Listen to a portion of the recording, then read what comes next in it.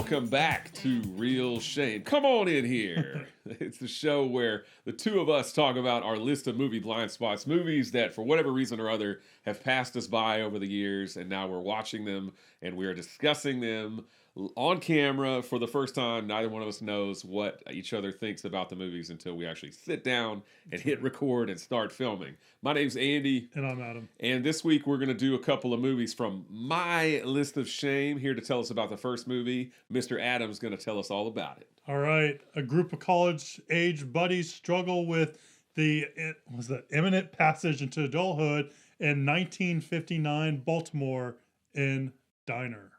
Where's that roast beef? Don't ask me this anymore, Modell. Yes. You gonna finish that? Yeah, I'm gonna finish it. I paid for it. I'm not gonna give it to you. No. If you're not gonna finish it, I would eat it. But if you're gonna eat it, you're gonna... What do you want? Say the words. No, go ahead. You're gonna eat it. You eat it. That's all right. Say the words. I want the roast beef sandwich. Say the words, and I'll give you a piece. Would you guys cut this out? I mean, every time. Well, if he doesn't talk, he just... Well, you know what he means, right? Yeah, I know what he means, but he beats around the bush. He beats around the bush. If he'd say the words, I give him a piece. If I wanted it, wouldn't I ask you? No, then ask. You know you let it go. You know he wants You're it. annoying. I'm annoying. I'm trying to eat a meal by myself. If you want to give him the sandwich, give him the sandwich. If you don't want to give him the sandwich, don't. I don't want to give him it. Well, then just eat the sandwich then and shut up. Well, look at his eyes. I ask one simple question, you get it. You know what your problem is? You don't chew your food. That's why you get so irritable. It lumps. You have like roast beef in your heart. It just stays there. Oh, Modell, you're really, really getting me mad now. My blood is boiling. See, I don't like it. I'll take it. No, okay. don't. Diner came out in 1982. It is written and directed by Barry Levinson. Barry Levinson, who we did another one of his movies last week, Young Sherlock Holmes. Young Sherlock Holmes. By Jove. He's actually directed a bunch of and written and directed a bunch of movies in his career. He's known for The Natural, Good Morning Vietnam, Rain Man, Toys, which is beloved by me with Robin Williams, and a lot more. In fact, Diner is part of this, what they call, I don't know if it's official or unofficial, but they call it the Friends and Family from Baltimore series of movies. And that includes Diner, includes Tin Men, includes Avalon, and includes Liberty Heights. So these are all movies that kind of are based in and around Baltimore. And all four movies I have not seen. Yep, me either. Even this one. So yeah, I just picked it because it seems like a interesting movie, pretty, I don't know if prolific's the right word, but pretty esteemed director and stuff like that. And it takes place kind of around the wintertime, and figured it might be a good one for us to dive into. So even though I haven't seen it, it is your week. So I'm going to toss it over to you. What did you know about Diner before watching it? And what did you think about Diner after watching it? Yeah, it starts off on like Christmas Eve or something, right? Or like right around pretty Christmas. Close, yeah. Because Christmas something in the little title there. They're all coming in for the holidays, so yeah. Yeah, I didn't realize it was a Christmassy or Christmas time film. So yeah, it was perfect. As far as I never talked about the cast on the. Go for it. Sorry. Yeah, we're a little out of order here. The cast in this movie is Stephen Guttenberg as Eddie, Daniel Stern, who you might remember from Home Alone, as Shrevey, Mickey Rourke as Boogie, although Mickey Rourke does not look anything like he does now. No, man, he still looked normal. He still look normal. We have Kevin Bacon as Fenwick, Tim Daly as Billy, Ellen Barkin as Beth, Paul Reiser as Modell, and I think I got that right. I forget how they said his name in the movie. And Michael Trucker as Bagel. All right. Cool. Now that I introduced the cast, back to it. What'd you know about Diner before seeing it, and what'd you think about Diner this time around? Yeah, this is another one of those movies that came out, I think Officer and the Gentleman came out around 1982, 1983, that I've, just like that movie, I've seen, the video box and the poster for this movie a million times. So it's surprising to me that it's taken 40 years, basically, for me to watch, 1982, 2022. I knew that it had... because I think all the guys are on the poster, so I knew basically who was in it. I knew Steve Guttenberg and Daniel Stern and a normal-looking Mickey Rourke and all that stuff. I didn't know Ellen Barkin, who we also just saw in Tender Mercies. I didn't realize Ellen Barkin was in it, so that was kind of cool to see. This is before she did Tender Mercies. A year before. Her film debut, I think, maybe? Yeah, I can't remember if I read that or not. I don't know. But anyway, so I knew who the cast was. I knew that it took place back in either the 50s or the 1960s, but I didn't really know, anything more than that. So going into it, I sat down and um, I would say overall I was favorable on it. I couldn't help but compare it to American Graffiti Yeah. because American Graffiti I think is like maybe early '60s, something like that. Now American Graffiti takes place basically in one night, and I think like the next morning, so it's a Yeah. little bit different as far as that goes. But you still have this group of friends that they're not really sure like where their future is going to take them. So you said in your synopsis that it's a group of college age buddies. I couldn't tell what they were. Like Yeah. I knew they weren't in high school. And it sounded like some of them maybe had jobs, or I know Mickey Rourke was going to school for law or Well, I think- whatever. yeah, I and think- Tim Daly, I think, was at school Yeah. and came back. But I couldn't tell what the hell Steve Gutenberg or Daniel Stern or any of those guys were doing. Kevin Bacon. Well, Steve Gutenberg all was those just living at his parents' house, living it up. Yeah, so apparently, I was like, I'm not quite sure how old these guys are supposed to be. I mean, I knew they weren't, like I said, Yeah. I knew they weren't high school, but basically they're just kind of hanging out. Yeah, yeah. Right? And Daniel Stern's the only one of them that's already gotten married at this point. Yeah, He's married to yeah. Ellen Barkin. But all the rest of them are single and ready to mingle. But I thought Even overall, Ellen Barkin, spoiler alert. I thought overall it was good. It felt very much like a hangout movie. Yeah. I thought the ambiance and like the score, all the oldies songs that they played, I liked all of that kind of stuff. Because again, I mean, it reminded me of American Graffiti. American Graffiti, I feel like all of their little disparate stories get wrapped up at the end of the film. This film just left me hanging. I felt like, Yeah.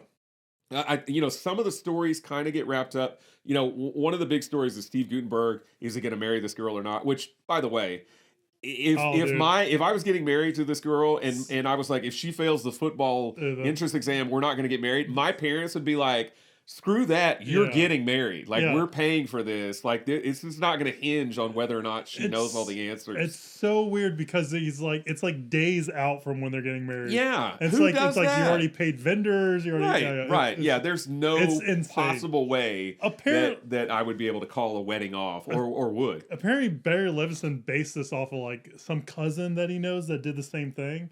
But yeah, it's a little beyond like it seems a little not unreasonable. It seems a little unrealistic. I guess. Yeah.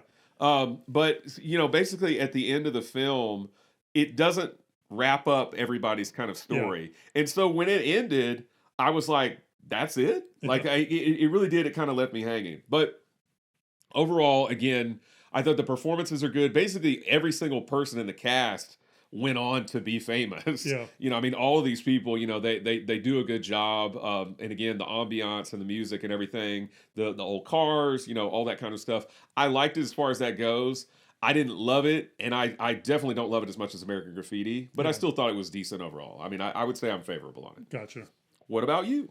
I think I'm in the same boat as you, or the same diner as you are with Same this. diner? Are we eating the left side of the menu? Yeah, Like we're the one all guy? like that guy. So you know me.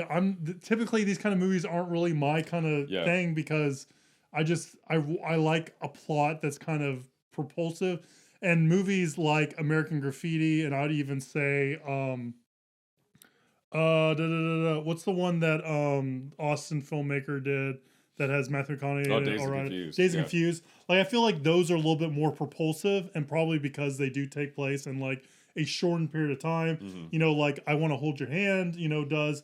Like I feel like those movies, I like those a little bit better because even though they're hangout movies, they feel like they have some momentum to it, where this one really doesn't feel that way. Yeah. But that being said, even though it's not really my cup of tea, I did like the movie. I found it interesting, and I am like you, favorable towards it.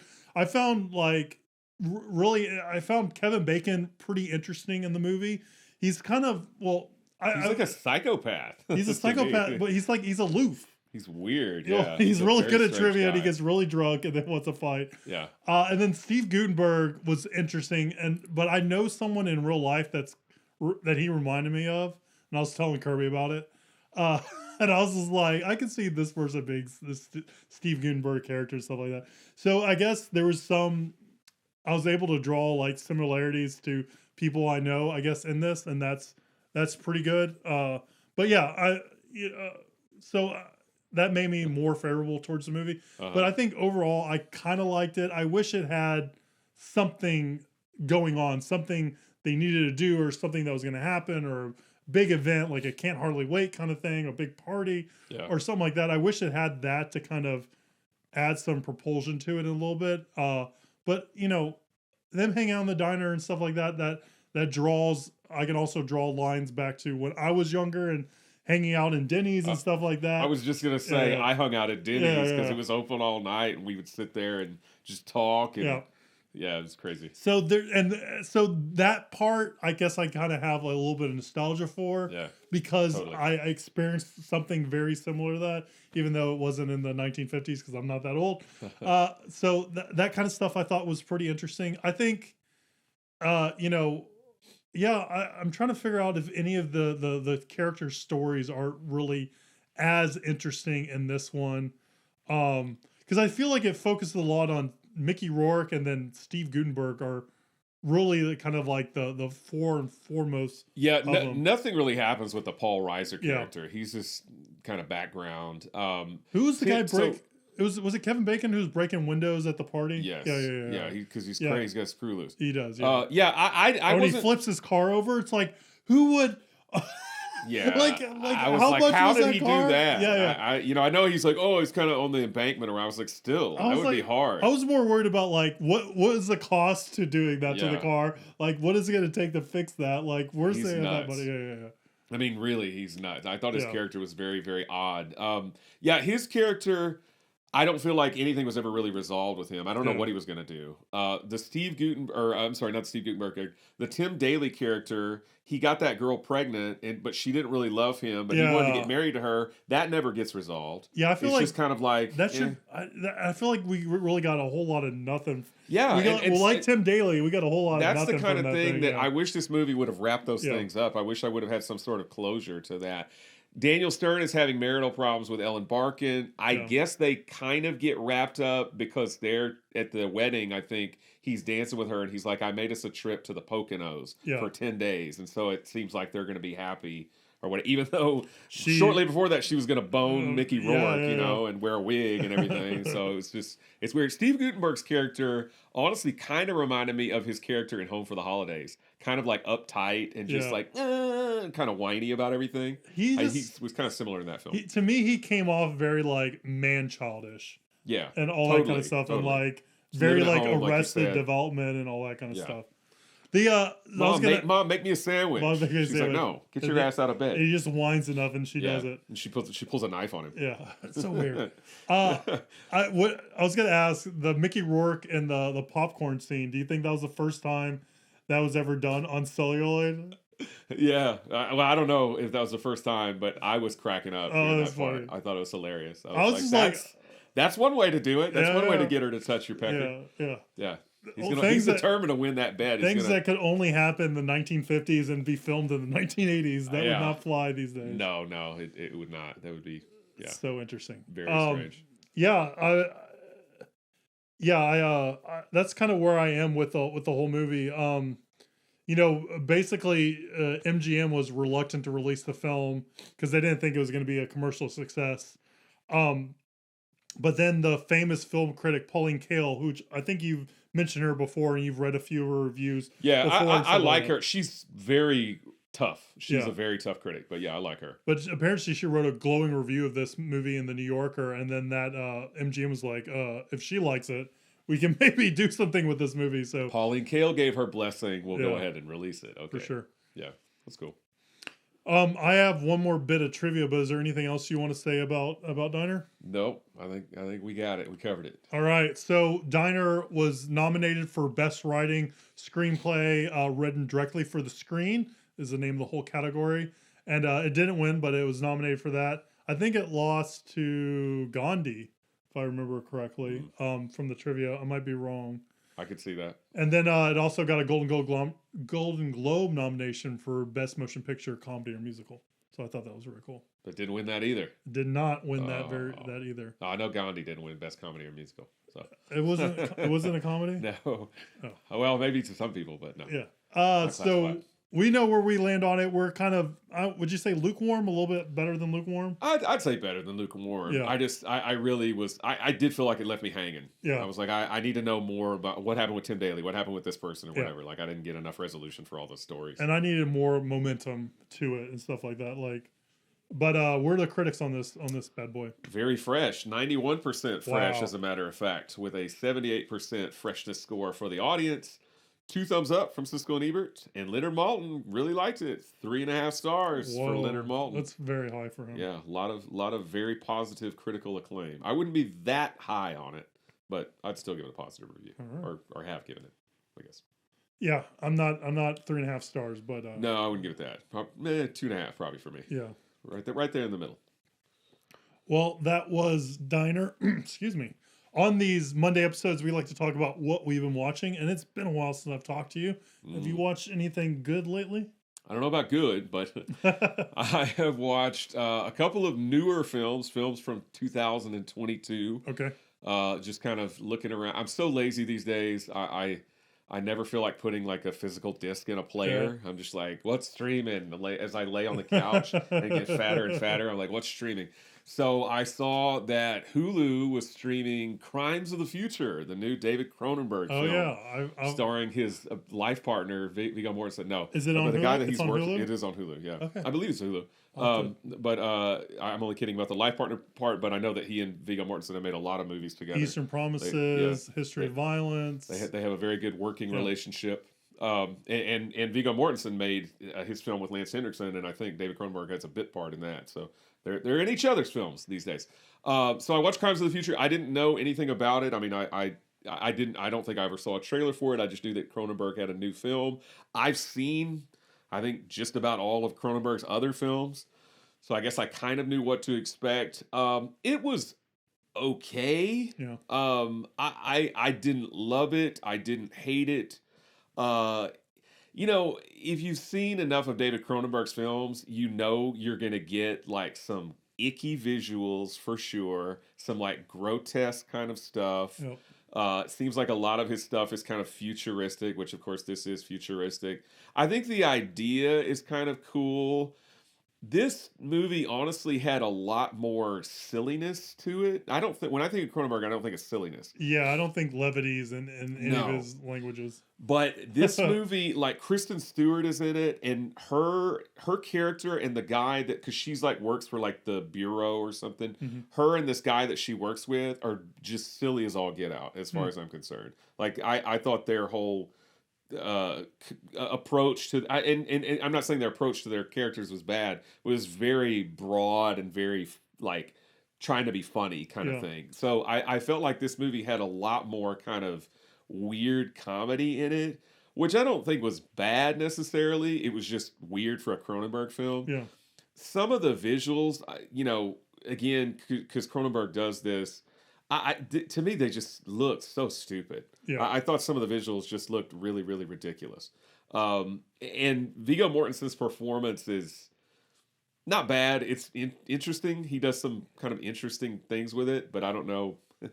I don't know if it was 100% successful. So yeah, the movie, I thought I liked the idea probably better than the actual execution, and it's definitely not top tier Cronenberg. Yeah. Like I would say it's more middle or even maybe lower tier Cronenberg. Definitely not one of my favorites of his. I didn't think it was terrible. I mean, it was certainly watchable. It held my interest, but I was like, eh. Do you think his son's doing better horror movies than he is nowadays? Because his son did Viral and Possessor. I don't know if I saw the Viral or whatever. Was it Viral? I saw Possessor. I mean, I will say I thought Possessor was probably better than Crimes of the Future, but I didn't think Possessor was all that amazing. Gotcha. I know I got a lot of critical acclaim, but I thought it was just okay. And then the other film that I watched was on Paramount Plus, Jerry and Marge Go Large. You heard of this? With Bryan Cranston and Annette Bening as the titular Jerry and Marge? No. So I think it may have gotten a theatrical release, but then it got dumped onto Paramount Plus like almost immediately after that. And it is based on a true story about an older couple, a retired couple, that this was back in the early 2000s. They found a flaw in the lottery system And so they this- end up they can buy a huge amount of tickets, and they're always guaranteed a return. I think I remember hearing about that story, so that sounds interesting to me. Yeah. Hopefully, it means it's a good movie. So I will say the movie, it's definitely a crowd pleaser, but to that end, it is as cliched and corny and well-worn as you can get. I mean, there's nothing in this movie that you don't see coming, and it checks every single possible box that you think that it could check, and probably some more on top of that. So, I mean, again, it's like 95 minutes, so it's not like a long movie. It's a pretty short sit. I like Bryan Cranston and Annette Bening. They were fine. You know, I mean, the all the performances and stuff, it were fun. Rainn Wilson's in it, and he gets to be a bit much, like as he is wont to do. But I mean, again, the movie's a crowd pleaser. At the end, you might be satisfied, but this isn't like an amazing movie. In fact, it's very well-worn, cliched territory. It sounds like it's like a bit by the numbers kind of thing. Very much by the numbers, which is unfortunate. I mean, there's nothing because the story is interesting. I mean, the plot itself, and especially the fact that it was based on a true story. Because I'm not familiar with the true story. I didn't know about it, so I thought, oh, what are they going to do? But I mean, it's pretty obvious what's going to happen in it as it goes along. So it kind of stinks for that reason, just because there's nothing you don't see coming. But I mean, again, you'll probably be satisfied at the end if you watch it, but don't expect anything groundbreaking. Gotcha. What have you been watching? Well, there's one thing I want to call out because Kirby and I are in the midst of our annual Harry Potter rewatch-a-thon as usual. But 2 weeks ago we reviewed Tender Mercies and we reviewed Crazy Heart, and I was talking about how I like those kind of movies of those ilk. And there's one that came out recently that I have not yet seen, and that was Yellow Rose. So I decided to check that one out. And I think it's okay. It's not as music focused as I was hoping it would be. It's more about her dealing with the immigration troubles that her mom and everything's going through. And music's definitely center to her character's life and stuff like that, but it's not really as central to the story as I was hoping for and all that kind of stuff in the movie and stuff like that. So for me, I was kind of hoping for something different and it didn't deliver on that, but it doesn't mean it's bad. It's just, my my expectations were kind of off and stuff like that. So I think it's well done. It's good. It's not, I'm not over the moon or anything like that. I like, of the Rose movies, I like Wild Rose better than Yellow Rose and all that kind of stuff. And I know it's something you saw a while back, right? Yeah, I watched it last year, I believe, and I seem to remember feeling, I think, kind of the same way that you do about it. I like the one guy that tries to help her out. The country guy who she stays with. Yeah, I like him He's too. an actual musician. I can't remember who it is. Oh, is he really? I believe so. Okay. But yeah, I thought he was good and authentic or whatever. But I seem to remember feeling kind of the same way you felt about it. Yeah. It's not bad. It's not bad. It's just okay. Yeah, exactly. And, I kind of wished it was more music focused. Would have been more of what I was looking for and stuff like that. So yeah. If it's something that looks interesting, I'd recommend checking it out. But just know that going into it. All right. Is that all you've been watching? That's all I've been watching. All right. Well, today we talked about a Barry Levinson film that takes place back in the late 1950s, right? 1959. Yep. What did you decide to pair with this Barry Levinson film? Believe it or not, he has another movie that he wrote and directed that takes place in the 1950s in Baltimore. So I figured, why not pair these two movies apart? Yeah. Pair these movies together, and they're almost like 20 years apart. So we can see how much he's grown, matured, aged, all that kind of stuff in 20 years. In between them, he made Rain Man, the Oscar-winning Best Picture Rain Man. Rain Man, Toys, Good Morning Vietnam, all bunch of stuff. So we'll see how. The movie I decided to pair it with that took place 20 years later is a movie I kind of mentioned earlier. It's part of his Baltimore Friends and Family, and it's Liberty Heights. So stay tuned Wednesday for that when we dig into Liberty Heights. All right. All right. Well, that's everything. What we've been watching, Diner and more. Please like, subscribe, share, do all that social media stuff. It really does help, and we really do appreciate it. And stay tuned Wednesday when we go back into the 50s and back to Baltimore, and we go down that wonderful neighborhood called Liberty Heights. And we'll see you soon, guys. Have a good one. Bye.